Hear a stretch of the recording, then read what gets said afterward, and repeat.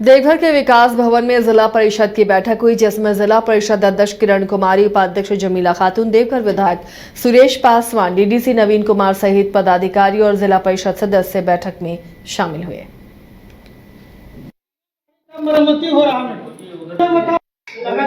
जिला परिषद के मुद्दे जो है ग्रामीण क्षेत्रों से संबंधित थे।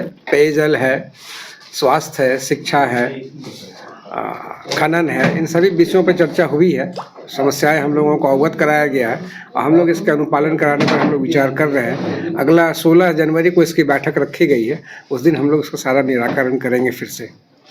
लेकिन कुछ सदस्य जो है वो कुछ चर्चा कर रहे थे कि कमीशन को लेकर 35% कमीशन कहा जा रहा है। इसका कोई उनके पास आधार नहीं है। अगर कोई बात इस तरह की रहती है तो उनको लिख के देना पड़ेगा और इस बात को स्पष्ट करना पड़ेगा। ऐसे बात करने से तो नहीं होगी। एक सामान्य चर्चा एक अलग बात है।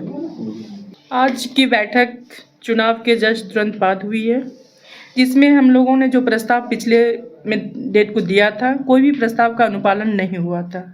तो उस पर हम लोगों ने सर्वप्रथम ये निर्णय लिया, सर्वसम्मति से ये निर्णय लिया गया कि उसको अगली बैठक, यानी डेट भी निर्धारित हो गई है 16 जनवरी को, उस प्रस्ताव को अनुपालन के साथ सभी को उपस्थित होना है, जिसमें कुछ जांच का भी प्रस्ताव है, जिसमें जिला स्तरीय कमेटी हमें जांच करेगी और वो जांच करके सारे रिपोर्ट के आधार पर 16 जनवरी को बैठक का तिथि निर्धारित हो गई है और उस पर हम लोग काम करेंगे। अगर उसके बाद भी अगर नहीं अनुपालन होती है तो हम लोग इस बैठक का विरोध करेंगे। हम लोग सरकार के पास जाएंगे, पंचायती राज विभाग को लिखेंगे, सचिव को लिखेंगे। चुनाव जीतने के बाद आज तक जो है जिला परिषद का बैठक में कोई विधायक नहीं आया था। आज मुझे बुलाया गया और हम लोग निश्चित समय पर पहुँचे और आज निर्णय यही लिया गया है कि जितना देवघर जिला में, क्योंकि जिला परिषद है, पूरे देवघर जिला का बात हुई, उसमें जितना चापाकल खराब है उसको प्रायोरिटी विशेष पर बनाया जाएगा और जल मीनार वगैरह जितना ख़राब है उसमें मोटर पाइप जहाँ जो भी ख़राब किया है उसको तुरंत रिपेयर कराया जाएगा। और देवघर विधानसभा क्षेत्र का मैं अपना विधानसभा क्षेत्र के बारे में मुद्दा उठाए और सभी जिला परिषद के सदस्य और सभी मुखिया और सभी वार्ड पार्षद से अनुरोध किए हैं कि आपका देवघर विधानसभा क्षेत्र में जितना भी रोड खराब है उसका सूची आप तुरंत उपलब्ध कराने का काम करेंगे और हम लोग निश्चित तौर पर जो छूटा हुआ रोड है, पुल है, पुलिया है, नाला है, सिंचाई योजना का बांध है, तालाब है, उसका सूची देने के लिए हम लोग बात किए हैं और उस पर इमीडिएट एक्शन लेकर के और युद्ध स्तर पर जो है विकास का काम कराया जाएगा और जिला परिषद के अंतर्गत जो भी काम छूटा हुआ है उसका भी पूरा किया जाएगा।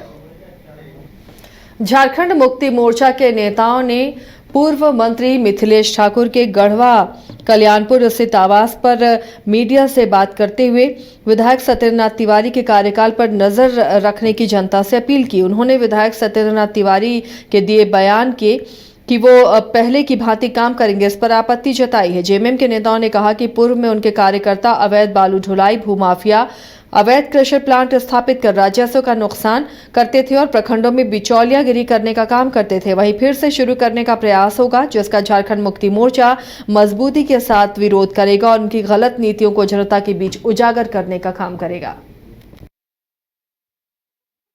देखिए, सोशल मीडिया के माध्यम से एक चैनल में इंटरव्यू देते हुए वर्तमान विधायक सत्येंद्रनाथ तिवारी ने कहा कि जो हमने 10 साल किया था वही हम 5 साल करेंगे।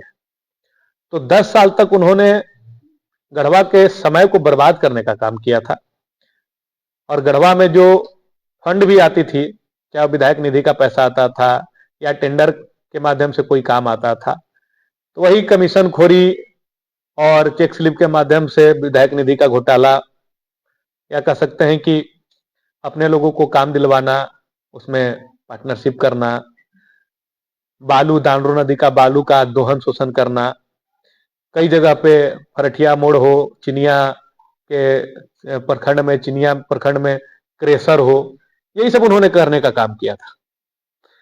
लेकिन मेरा आग्रह है गढ़वा की जनता से कि ये जो 5 साल, जहां अभी से ही लोग अफसोस कर रहे हैं कि हमने सिर्फ विधायक नहीं एक मंत्री खो दिया, आज अगर मिथिलेश कुमार ठाकुर जी यहाँ के विधायक होते तो मंत्री होते। हमने मंत्री खो दिया और गढ़वा में जो विगत 5 सालों में काम हुए थे कोरोना काल के बावजूद भी, अगले 5 साल में गढ़वा 30-35 साल और आगे जाता।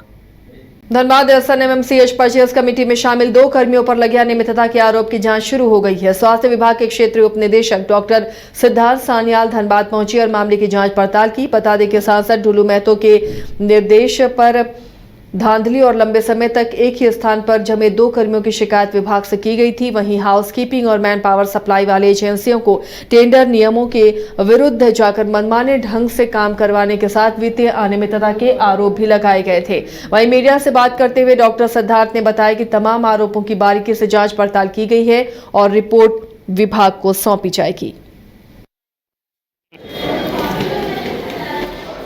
जिले में इसका अधीक्षक के कार्यालय में गया था। माननीय सांसद श्री ढुलू महतो जी के द्वारा कुछ एक कर्मचारी के बारे में यह था, आरोप था। निदेशक प्रमुख के पास वो आरोप पहुंचा था। आरोप में उन्होंने एक कमेटी बना दिया था। इस कमेटी के अध्यक्ष के रूप में हम काम कर रहे थे। सिविल सर्जन हजारीबाग धनबाद में उसमें एक ये थे, सदस्य थे, और राज्य से एक कर्मी आए थे। तो मेरी ये रिपोर्ट हम लोग तैयार कर रहे हैं, क्योंकि वो रिपोर्ट सरकार को भेजनी है। उसमें 2-3 बिंदु पर हम लोग ने जांच किया। एक बिंदु था जो साफ सफाई के लिए जो आउटसोर्सिंग एजेंसी था या कर्मी का जो आउटसोर्सिंग एजेंसी था, तो उस पर मानक के तहत काम हो रहा है कि नहीं। तो हम लोग ने पाया जो पहले वो लोग ये किए थे, जिस ढंग से वो लोग टेंडर किए थे, वो ढंग शायद सज्जा के अनुरूप था।